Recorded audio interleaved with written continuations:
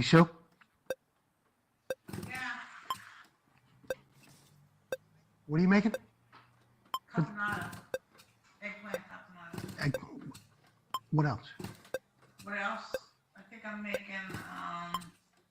mahi burgers. Mahi burgers? Yeah. That sounds Is good. that right? Yeah. Are you hungry? Yeah, once I get done with the show. Yeah, because I didn't really have anything for lunch today. So, Oh, you had an apple. apples and cheese. Yeah. So after that, we'll have We'll have. mahi burgers, caponata too? Yeah, if it's ready. I don't know. I have to roast the eggplant first, but we'll see. Okay. If not, we'll have it tomorrow. Okay. That sounds good. Sounds good? Yeah. All right. Okay. Yeah. All right, show's gonna start in a couple minutes, just about a minute probably, and then we'll, well, whatever. When I finish up, we'll have it, okay? Yeah, it's fine. That's good.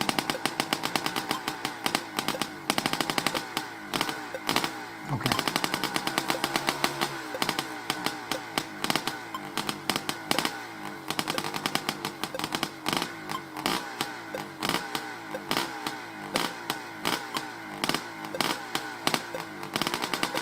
Here's it.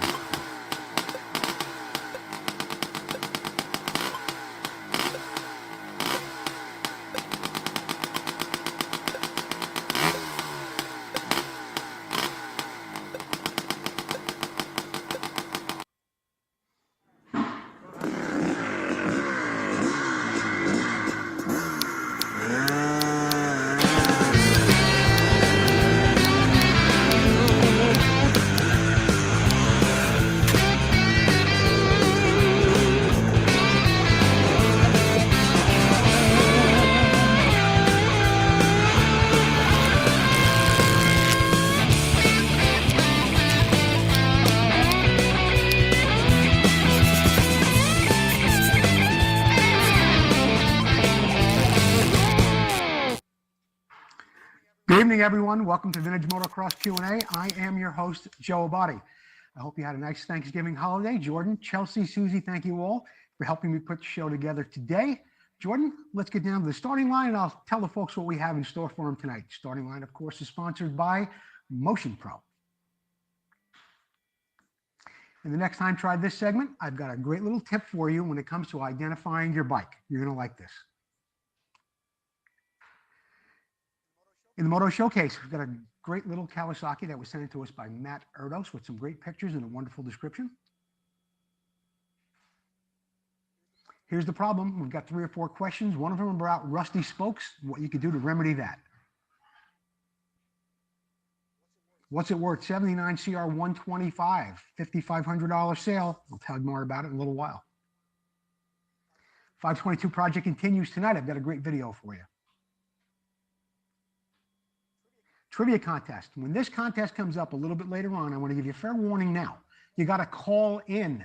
I will give you the number. You can call in when I give you the question. The winner of tonight's trivia contest will, of course, receive the book by Keith Geisner, Finding Number 49, and I'm going to throw in a couple of Mike Chamberlain stickers as well.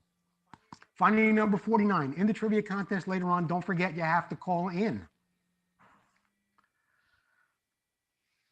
If you're watching the show on Facebook from your computer or you're on YouTube, please share it. Share it with your friends. Tell them to come on down. They can win a book later on. There's also some great announcements coming up. We're giving away a motorcycle. There's a lot happening. So share it with your friends. Tell them to come down and watch the show with you. If you are on YouTube, of course, you can share it there as well. Also, subscribe to our YouTube channel if you haven't already. The numbers are climbing there. The results are looking good, but we could always use some help on the YouTube channel. You can listen to all of our shows here from Vintage Motocross Q&A and all the interviews we've done, and there's over 34 of them now, I think, at Vintage Motocross Radio. Subscribe to YouTube. You could watch in HD from your big screen TV. I want to thank AMSOIL, Motion Pro, Full Circle Racing, Vintco, Preston Petty Products, and of course, Nightmare Racing for all their support with the show. Thank you all very much. And the next time try this segment tonight, which is brought to you by Vintco, I have something really simple to describe to you. And it's something I see quite often on Facebook, on different forums, different pages. People will often ask, what year is my bike? what size is my bike, what model is my bike, and they'll put a picture of the bike, and that's it. A lot of times they get help, but the best thing you could do is go over to Google and type in the numbers that you have that are on your bike, whether it's on the frame and you have a serial number, or if it's on your engine. Sometimes they don't match, sometimes they do. Once you typed it into a Google search box with your Honda, let's say it's a Honda and whatever number it begins with, you're going to find out what bike you have. And if you don't, if by some reason you have kind of an obscure bike that might not just pop up like an Elsinore or a YZ, there's a list of forums that are going to come up. Other people have probably asked that question in the past too. Something's going to come up. It's going to lead you to either a Facebook page or to some type of forum where you'll find out about your bike and what year, make, and model it may be. So as opposed to just taking up bandwidth and going on these Facebook pages and asking questions like that, very simple. Go to Google, type in the ID number. It's going to come up what it is. It's that simple. Next time, try that. In the Moto Showcase tonight, which is sponsored, of course, by Preston Petty Products, we've got a 1971 Kawasaki F81M 250 that was sent in to us by Matt Erdos. Jordan's got some pictures. I'm going to read to you the description that Matt sent to me. I bought this bike from a gentleman in Ohio. When I purchased it, it had incorrect handlebars, grips, levers, the wrong seat cover, and aftermarket pipe shocks, sprocket, and chain guide. It was also missing the engine guard plate. The front fender was off the bike, but it came with it. Other than those items, everything else was original. Once I got it home, I made a list of the parts that I wanted to restore and get back to original condition. I tore the bike down, blasted the tank and the frame and the fenders. I used walnut shells on the fenders because they were aluminum. I had paint computer color matched to the original colors and the finish. After going through the motor, I found it to be in very good shape. It had plenty of compression, and the top end and the bore appeared to be original.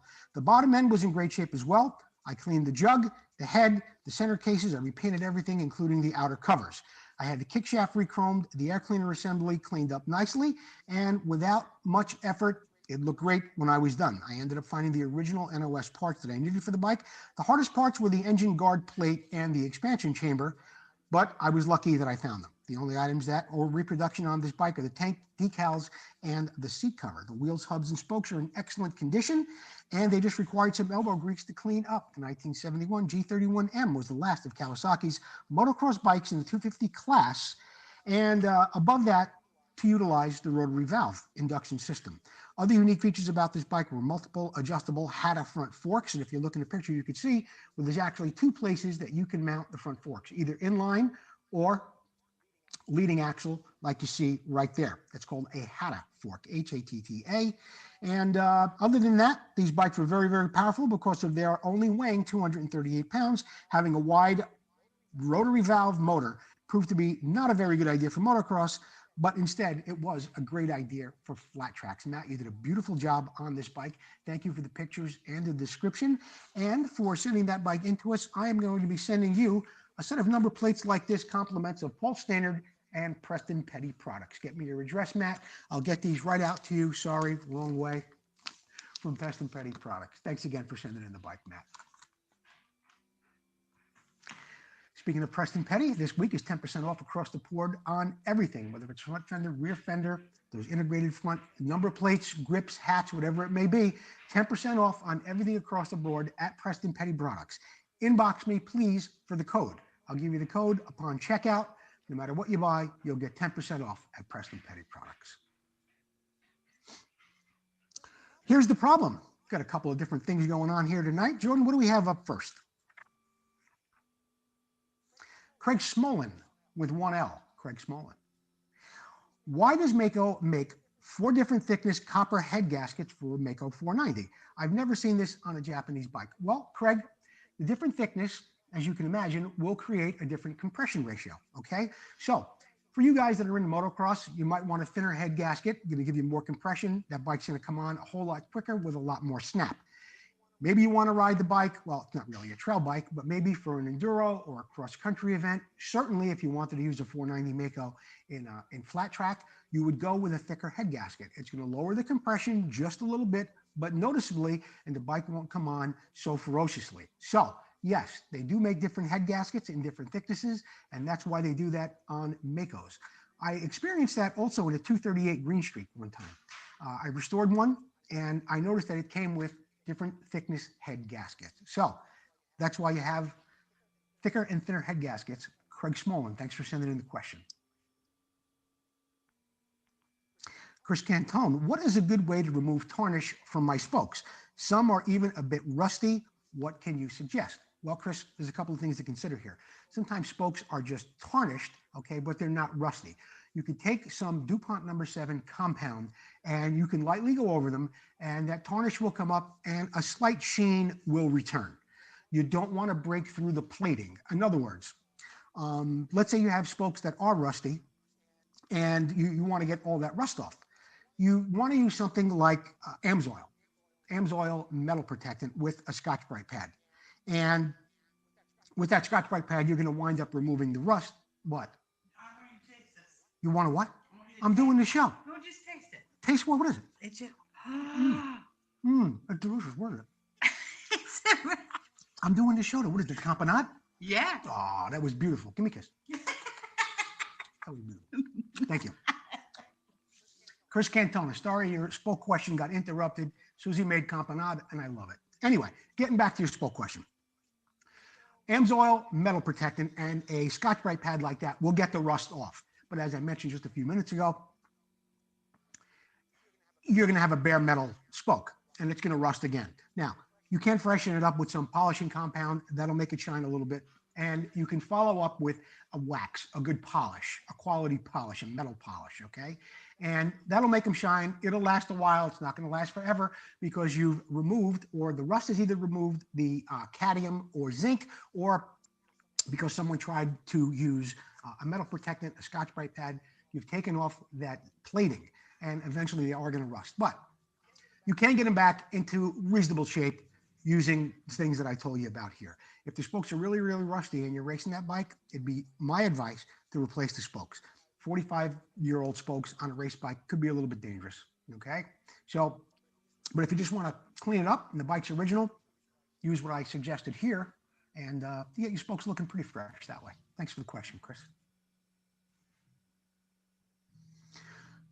This was from the Suzuki, the Vintage Suzuki group. I ran across it this week. I thought it was an interesting question, so I brought it into the show. A gentleman named Joel had the question.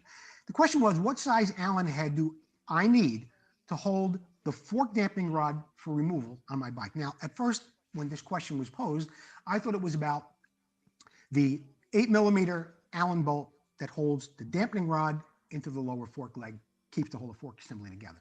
But that's not really what it was. What Joel was asking about was, how do you hold, there's an impression inside the dampening rod that's the size of a nut, a big nut, okay? And it looks like this in this picture. Now, on the left in this picture is the actual dampening rod itself. On the right is a tool that our friend Oscar Gayton made. And I'm going to read to you about this tool, how he made it, and how you can use it, because many times a fork is all assembled with the spring inside. It's got the cap on. You get underneath there with an impact wrench and an Allen key, and you spin that thing right off. It doesn't always work, and I understand it is a bigger problem on RM 465s and 500s, and you have to get something to stick down in that fork without the spring in it in order to hold that dampening rod. So here's what Oscar wrote to me. Joe, sometimes 43mm KYB forks in the early 80s into 87 on the Suzukis, sometimes Yamahas and Kawasaki's can be difficult to disassemble because the damper rod spins inside the fork casing, like I just told you here. What I do was weld an M8 nut onto the end of a 12 or 14-inch rod or long tube. The flats on the M18 nut are slightly under 30mm. The hex shape of the nut fits right inside the top of that 43mm fork damper. Now, you can keep the damper rod from spinning while you loosen the torque, the nut on the bottom of the damper. The nut will have to be welded, and it was, welded onto a rod that Oscar used here. But it'll work great, and you'll be able to get your damper rod or that nut off the bottom of your fork. On the opposite side of that tool, he's welded an M16 nut. It has 27mm flats on it. I believe that would work for either a 38mm KYB or a shower fork. So that's how you can do that. I've heard of guys sticking broom handles down there and all sorts of things to try and jam it up to get it out. But you can make a tool like Oscar made right here, and on your Suzukis with those forks, those KYB forks, you'll be able to get that nut off the bottom. Something else to keep in mind there is putting it back together, of course, you'll need that. But as opposed to just maybe using a rod, go to a garage sale, maybe find an extension, like a 3/8 or a 1/2 inch extension that goes onto a ratchet. You could probably buy it for 50 cents, $1 at a garage sale. And you can weld a nut on the bottom of that, look a little neater, look a little nicer. And if you wanted to put a ratchet on top of it, you can do that too. Oscar Gayton, I want to thank you for that advice. And Joel, I hope you don't mind that I use your question from the Vintage Suzuki group on Facebook. Chris McTeague, this is in one of my other groups on Facebook, the Motorcycle Gas Tank Q&A page. I thought this was kind of interesting. I'm seeing more and more questions about plastic tanks leaking, especially in the last year or so. Chris had a thing there where he asked, did anyone have a crack in a plastic tank? Here's what he did. I filled a 1-inch hole in my RM465 tank over a month ago, and it's still holding. And this is the product that Chris used. It's called Fuser 143. He bought it in an auto body supply shop. It's like an epoxy. You mix it together. It comes with a cleaner for the plastic. You can get everything nice and clean there. Then you put these 2 tubes in, you mix it up, and you could put it on the crack that you have in your plastic tank. Chris said he used this on a hole that was 1 inch in his tank, and it's still holding up over a month later. I saw something a few weeks ago where a guy had a plastic tank, and he went to either tighten the cap or unscrew it, and basically the whole threaded section, not the threads itself, but kind of where it flanges out onto the gas tank, broke right off, had a giant hole in the top of his tank. Now, I would imagine with a product like that, if you were able to get that thing back in there and maybe run some of that product around there, he'd get a little more use out of his tank. Hey, look, you know what? Even if it happened on a Monday or a Tuesday, you got the product, you patched it up, and you were able to get out and ride the following weekend with your friends or go to a race, it's worth it just for that alone. So that Fuser 143 is a product you might want to try. I found it very easily on a Google search. You'll be able to find it too. What do we got up next, Jordan? We're going to get a commercial break. Up next after that, 522 project video. Don't forget, keep sharing the show, whether you're on Facebook or on YouTube. And we got trivia coming up in a little while too. Jordan, let's get a look at the commercial.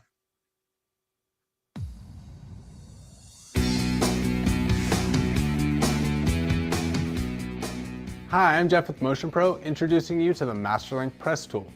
Now, the Masterlink Press Tool is an innovative addition to our wide variety of chain tools here at Motion Pro, and what makes this tool so unique is that it both presses on and presses off Masterlink side plates. It's designed to be used with all 50 series clip-style links and performs the job very easily. The Masterlink Press Tool is constructed with a billet aluminum body and hardened steel pins for long-lasting durability. It's affordably priced at $28.99 and is available from your favorite dealers nationwide. Welcome to the 522 segment, which tonight is brought to you by Full Circle Racing Limited. For your spokes, lacing, and truing needs, both modern and vintage, go to Full Circle Racing on Facebook and online. Tonight's 522 segment, we are talking about the rear suspension. And over time, there were a couple of different changes on this bike, and we're replicating one from the 1974-1975 season. If you look at this bike in different pictures, you'll see early on that it had something similar to an air shock. As time went on later in the 75 season, they went to a gas Girling, a regular coilover shock. I wanted to replicate the earlier one with the air shock. At first, when I began the project, I thought I'd be able to use a shock very, very similar to this, not with the reservoir, but this shock with this diameter spring, and I would be able to put a smaller spring on top. Then there was a plastic sleeve that would go over in between that small spring on top and the rest of it. It turns out it would have worked out okay, but the air boot or the fork boot that I would have had to use looked like this. While the diameter was right and the spring was 57 millimeters across, it just looked too bulky on the bike when I put it on. It looked like a dune buggy shock. So I had to go back and figure something out. What I did discover was that I needed a narrower spring on the bottom, yet a bigger spring like this on the top. And that's where I came up with this idea right here. I've removed the reservoir from it. We've got the small spring on top, and I had these plastic sleeves made. I'll tell you more about that in the future.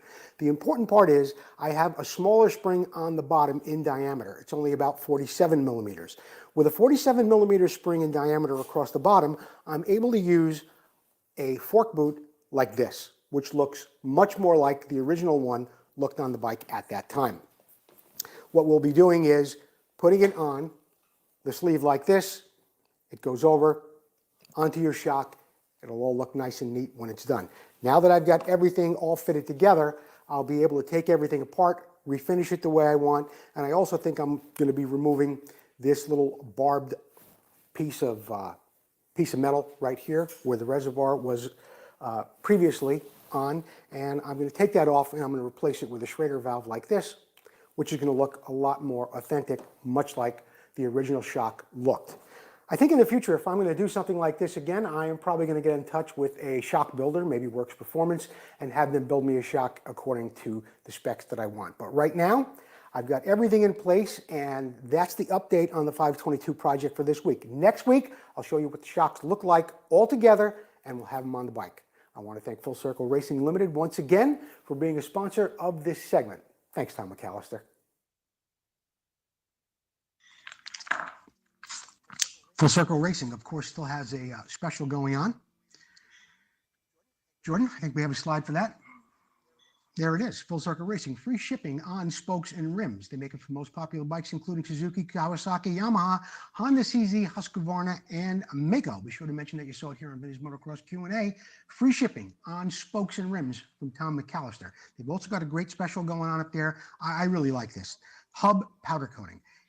Send your hubs to Tom. He'll clean, disassemble, blast, mask, and powder coat them. Standard colors, $50 a hub. Add $10 for the backing plate. You can request a quote for a special color if you want something a little bit different than a black finish or a gloss. It's typically $20 and it's a one-time charge. So it's a great way to get your rims refinished, and plus there's free shipping on spokes and rims.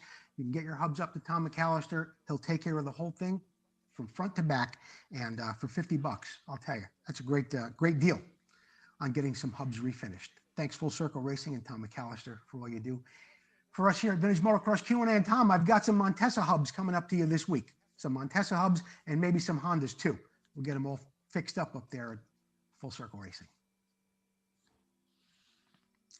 In the What's It Worth segment tonight, we've got a 1979 Honda CR 125. It sold recently on eBay for $5,500.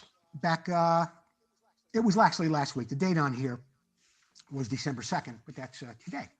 The bike was sold about a week ago. I'll tell you about it. It was completely rebuilt and restored, and everything on the bike has been done. It runs and looks better than it did new. It has a new 1980 CR 125 seat foam and a 1979 seat cover. The tank is an RC replica made from fiberglass in England. Engine was completely gone through. It has a Mikuni 34mm carburetor on it. It has new work-style cone exhaust and aluminum silencer. It's a beautiful machine, and it has been on display and will remain on display until I sell it. It is sold as bill of sale, no warranty, $5,500. When this guy said that the bike was completely rebuilt and restored, it was completely rebuilt. Absolutely. It is not really restored. The shocks aren't correct. The pipe isn't correct. And there's other odds and ends. And I'm a little bit of a stickler for this, but I would not consider the bike restored, or at least not a correct restoration. Probably not that far away, although it doesn't look like the hardware was done, nor does it appear that the hardware in the engine is correct with the Allen bolts. But it is an absolutely beautiful race bike. And if you wanted a nice fresh peach to go out to the track with, this would be it for $5,500. I've never seen a tank like that in fiberglass. Made in England. I didn't even know they made a tank like that. But it looked like a nice bike. $5,500 is what the bike brought, and I think it was in the ballpark. I really do.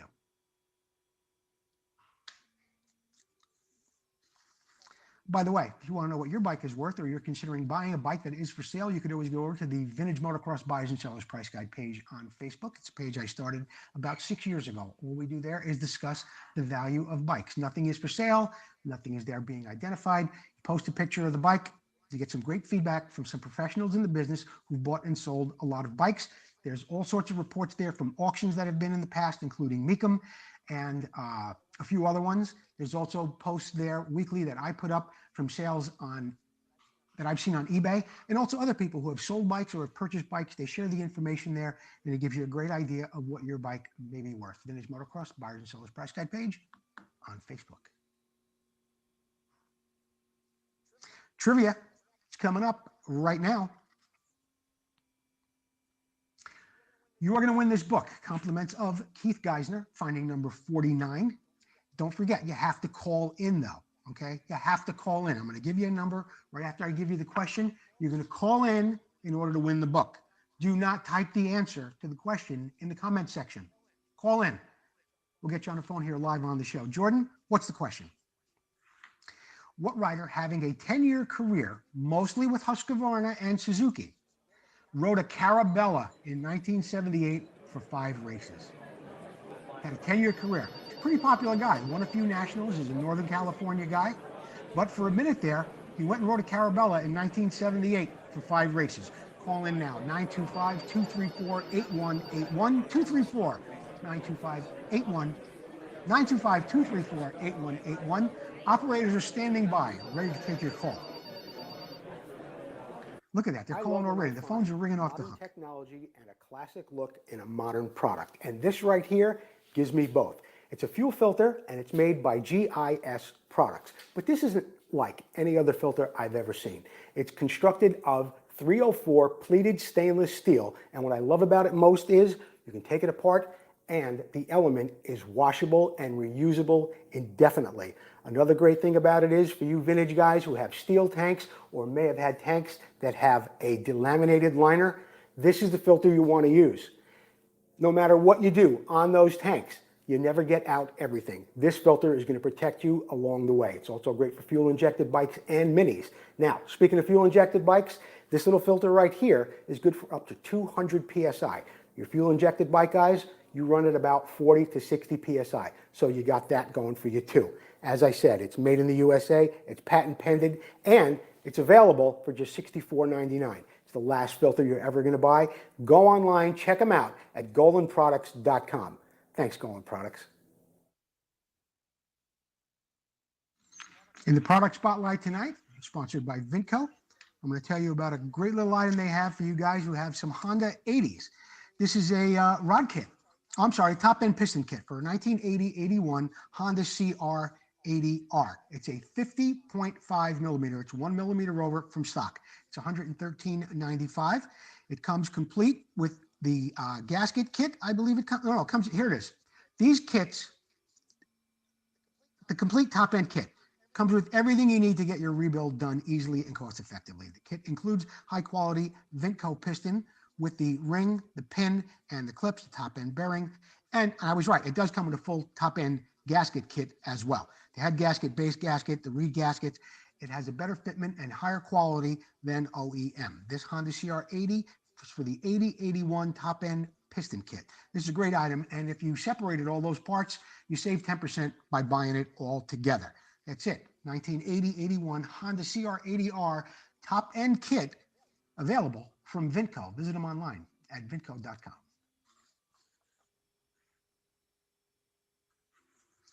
Here's something I'm really excited to tell you about. We've got a new sponsor for the show. His name is Lanny J. Lanny J makes an absolutely phenomenal gas tank. He makes replica tanks. He makes a couple of different things. In fact, while I'm here, I want to show you this tank that I have. Can we go back to full screen there a minute, Jordan? Okay. Anyway, this is a tank that Lanny J made for me. It's for a CZ project I'm working on. The welds are phenomenal. It looks beautiful. He's got a great little cap on here. It's a little different than a stock cap, but the opening is just a little bit smaller than stock, but he does a great job with that. Now, here's what I loved about this thing. I have a CZ Volta. It does not have the original pipe on it. It has a high pipe that comes up the left side. I told Lanny about that, and I told him that I needed the bung for my fuel petcock on the right side of the tank. No problem, Joe. He put it right there where it belonged. He could probably do the same for you if you need some custom things done to a CZ tank, like have it made a little wider or, more importantly, a little narrower. Lanny can do that for you. Let's go back and look at some of the pictures that Lanny J made with some of these gas tanks.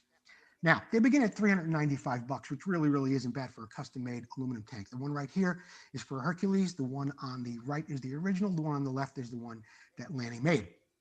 Some other pictures we can show you here. Here's a beautiful Bultaco tank that he made, okay? A lot of problems these days with fiberglass Bultaco tanks. That aluminum looks absolutely spectacular. Here's what I was talking about just a moment ago, where Lanny can make you a narrower tank than your stock CZ tank, which is always helpful. So you can get a hold of Lanny through email, cmjay@bellsouth.net, or he's on Facebook, Lanny J. Very simple, LANNYJAY. Go check him out on Facebook. He'll make you a custom-made tank, just like he made for me, and he's made for a lot of other guys. Now, here's something that's really cool. Look at this Husky tank. We were talking about plastic tanks giving out a little bit earlier, and sometimes they're just simply not repairable.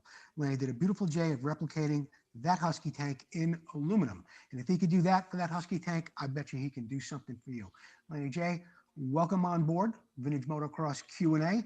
And we're looking forward to seeing more of your Mako Bultaco tanks, your CZ stuff. You do some great work there, Lanny. And thanks again for being a sponsor of the show. We're going to take a commercial break. Don't forget, keep sharing the show. Share if you're on Facebook, share it if you're on YouTube. And when we get back, I'm hoping we have a winner for tonight's trivia contest. Jordan, let's take a look at that commercial. Classic and vintage dirt bikes are more than a hobby. It's not just about the ride. It's about the work that goes in. The work that keeps you connected to the ride. It's about bringing the bike back to life and doing it with your own hands. It's about the adrenaline and adventure.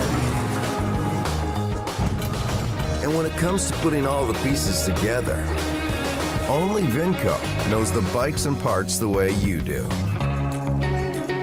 Vinco, keep the ride going.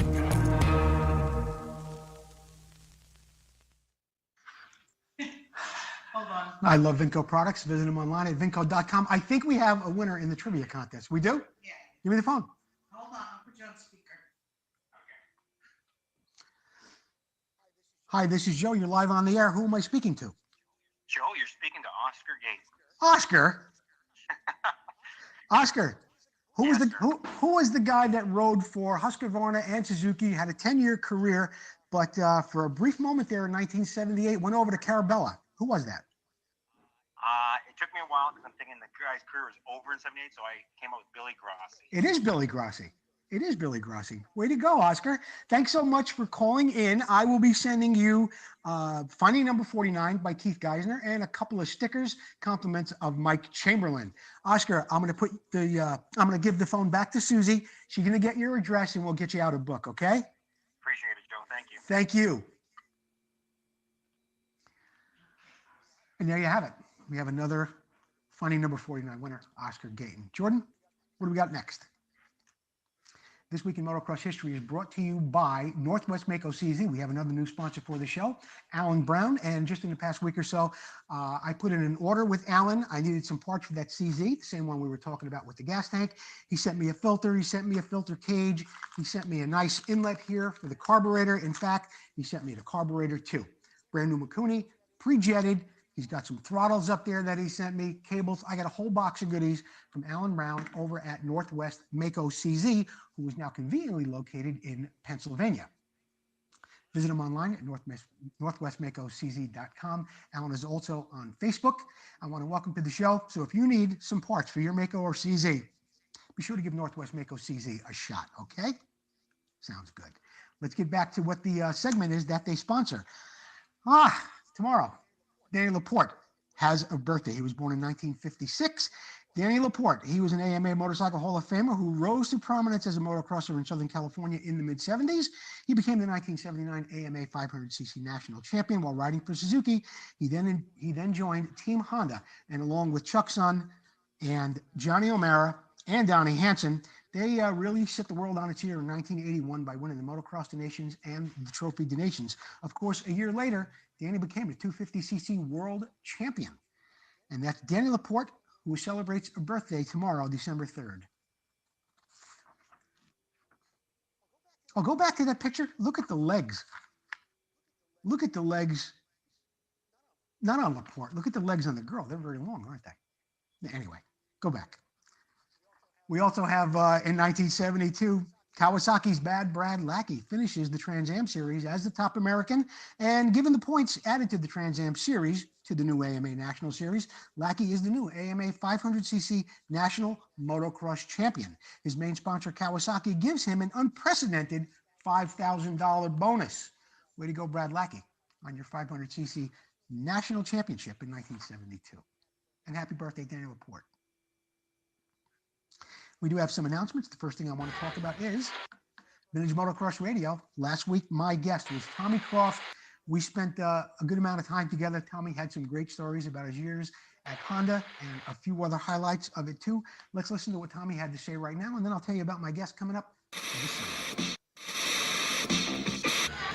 So this was a big race at Saddleback. It was $1,500 purse to win, and that's just huge money, you know, back then in '74, and especially a local race. So the nationals were over, and all the factories were there testing all their new bikes. They're the Yamaha, Suzuki, Honda with Marty, and Marty just come off that great year, and so everybody was there at this race, and because Weiner, just all the guys were there, and so me and Marty. First moto, and I was riding the 250, and Marty was on his 250 Honda Works bike, and I was on Calvin's bike, the Suzuki 250, and I got the whole shot, and Marty got second off the start, and me and him just went at it. I mean, he probably went an inch off my back wheel the whole time, and I won that moto. And second moto, I don't know really what happened. I can't really recall. I think I got third overall, and some kind of happened in the second moto a little bit, but the first moto was really enough to niche everything. And the next day, Monday, when I came home from school, just got home from school, my mom goes, Yamaha, Suzuki, and Honda has called, and they want you to call them, and they want a meeting. Wow. And I said, man, this is awesome. So I called Yamaha first, and I went and seen them, and Ken Clark, went and talked to him, and so he goes, you know, I could have signed with Yamaha, and he goes, well, all you have to do is cut your hair, because I had a long ponytail. So I came home that night, and I told my mom, cut my hair off right at my ponytail. I said, I'm going to go see Honda tomorrow. And Marty had called me that night and said, you didn't sign with Yamaha, did you? And I go, no, I wanted to talk to Honda and everybody first. And he goes, sign with Honda, it'll be awesome, you know. And I did want to ride for Honda, you know. So the next day I went to Honda with my haircut, and that was it. You know, they offered me a contract, and I took it, and obviously the rest was history. I had a great time speaking to Tommy Croft, and the stories about Team Honda, Marty Smith, and so much more. If you get a chance, go over to Vintage Motocross Radio and you can listen to the whole interview. This week, my guest is Ted Boyko. Ted Boyko was one of the original guys way back when DG first began, and he went on to have quite a career. He's still going strong all these years later with Boyko Racing down in Laguna Hills, California. He's got a lot of work down there. He's doing some great things for a lot of race bikes. So, you want to hear about the early days at DG? Also, and I was on the phone with Ted just yesterday, and what I found out was that he was actually hired as an independent contractor for some of the factory works bikes. He never worked for a factory, but he did travel with some of those teams and had his hands in a lot of those engines. And we're going to be talking about that and a whole lot more this Sunday morning at 11 a.m. Pacific Standard Time with Ted Boyko. So I hope you can join us then. You've been hearing me talk about this bike on the show for a couple of weeks now, 1983 Honda CR250, and we are giving it away. If you want to get involved in the raffle, there's nothing to purchase, nothing to buy. Just go onto your email and email us at vmxqalive@gmail.com. You'll have an opportunity to win this bike. We're giving it away on the show December 23rd, 2020. That's 3 weeks from tonight. I'm giving away a 1983 Honda CR250. All you have to do is email us, just like I told you in that video. I'm giving a bike away, guys. What's the matter? Don't you want a free bike? I think you do. Get a hold of us by email. There's still time. Next week, I'll have the bin out here with the tickets in it. You'll get a look at it. We're giving away that bike. I'm really looking forward to it. Somebody's going to have a really Merry Christmas. Jordan, what do we got coming up now as far as events go? Sunday, December 20th, the Old School Scrambles Racing Group will have a race at Glen Helen. Tammy and Ralph Greenhill always putting on a great event down there. It will be on the truck track so you don't have to worry about getting your vintage bikes going up around that big mountain on Glen Helen. So in the links of the show description, you can find out more about that. Christmas is only 3 weeks away. Vintage Motocross Q&A T-shirts can still be purchased for just $21.99. 100% cotton. It's got the logo on the front and the back. It's a good time to get one for somebody you love or get one for yourself. $21.99. Vintage Motocross Q&A T-shirts. Sponsorship opportunities are still available, and as you can see, we've got the sponsors here in the background: Motion Pro, Vinco, Nightmare Racing. We just picked up 2 new sponsors with Northwest Mako, CZ, and of course, Lanny J. We still got room for more, and we'd love to have you on board.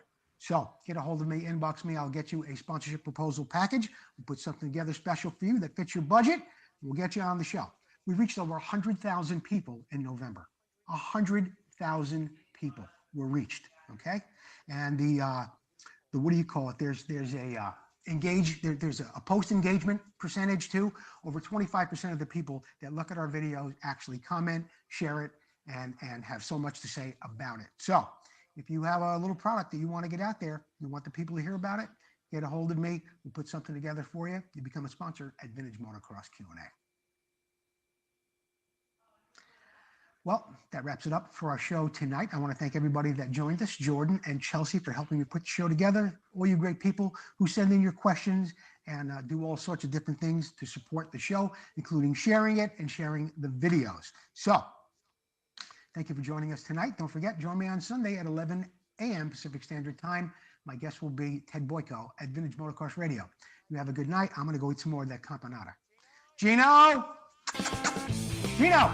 Come on, boy. Come on. Come on, Gene. Oh, now when I get you the treat. Oh.